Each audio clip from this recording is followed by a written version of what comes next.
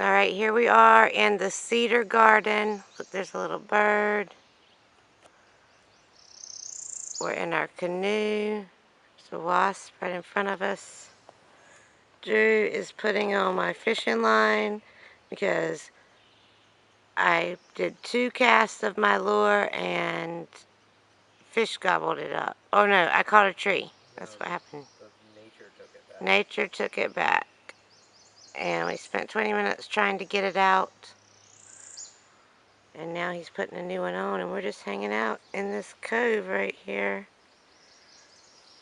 checking out the water. Getting freaking... Drew's trying to work on his knots. There is a lot of kelp up here, which is edible if you're stuck out here in the woods.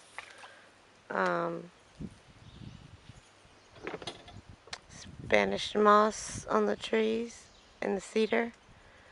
We are on the Roanoke River in Jamestown, North Carolina.